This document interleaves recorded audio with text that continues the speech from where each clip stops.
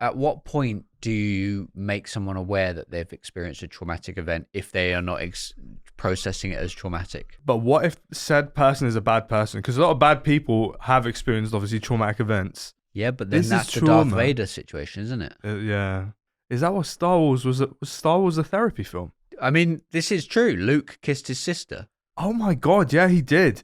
Which no one talks about anywhere near enough for my liking. It does seem like, when like these days Star Wars fans, they, let's just say, have a reputation for toxicity.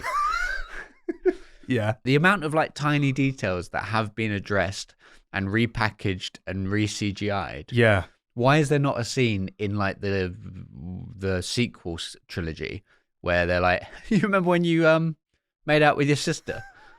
That was weird, wasn't it? I know you didn't know, but that was weird. And then he goes, I'll be honest, that was a dare from Jar Jar Binks. that was a dare. We had a spaceship. We had a spaceship on bet, and Oh, see, was no one mentioning Jar Jar in any of, like, I'll be honest, yeah. but if Jar Jar was in my life, I'd be talking about him 20 years later. Every time you go to the pub, I'd be like, Stuart, tell them the Jar Jar story. So And right, you'd be I was like- fighting a revolutionary war, right? And this like Rastafarian alien came and helped out. And you will not believe how clumsy he was. You will not believe how clumsy he was. So clumsy. He was so clumsy, and he'd say stuff like "Me's sorry" and stuff like that, and it was just like, oh man, it's like he was a caricature, but he wasn't because he was real. Yeah, right. He was. And then he'd do things like drop like the artillery, and you're like, Jar Jar, we're fighting a war here.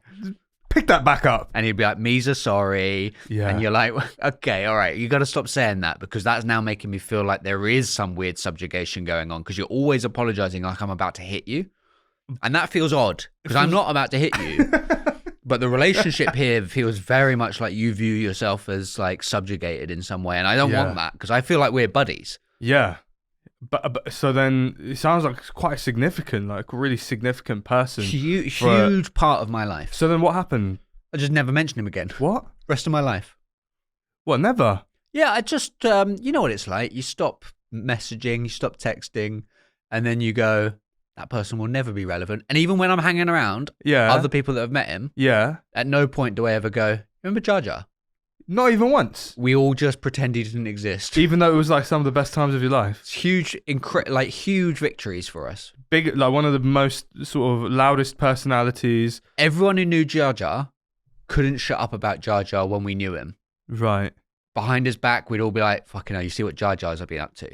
He dropped a priceless ceramic vase, and then he turned around and said, Me's sorry. Right. And we were like, that's unbelievable, because this is like a palace that Yeah. we're in right now. You shouldn't be doing stuff like that. You Yeah. should be, and he's flomping around. He's got big feet, and he's got long ears as well. Yeah, he looks like a sort of overgrown mouse, like it's a really distinct look. Yeah, but wet at the But same like time. wet and like pinkish and Yeah. without the nose. Yeah, the more I think about it, Jar Jar's behavior, the shit he got up to, Yeah. the way he spoke, the fact that he looked wet the whole time, Right, yeah. and he's flomping around.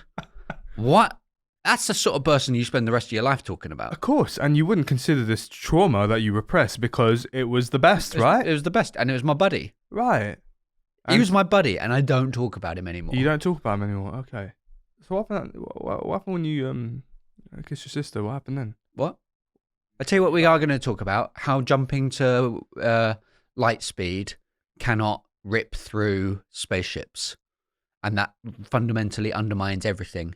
And that, let's talk about how the fact that not anyone can be a Jedi and use the Force, because that is actually important. That it is an inherited thing, Yeah. and Okay. that is not accessible to everyone. Yeah. That is important to me and to everything.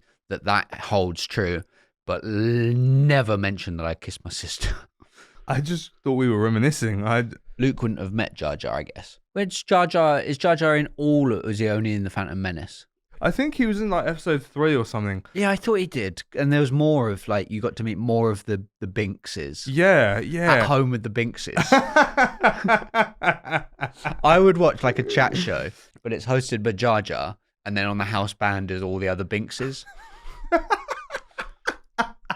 That would be amazing. I thought you were talking of more like a Kardashians Oh, I situation. watched that big time. Yeah, where they're like literally just everything is on the floor because everyone's dropping everything all the time, and they're all apologizing to each other, and then like when a visitor comes, they say things like "Misa casa is su casa."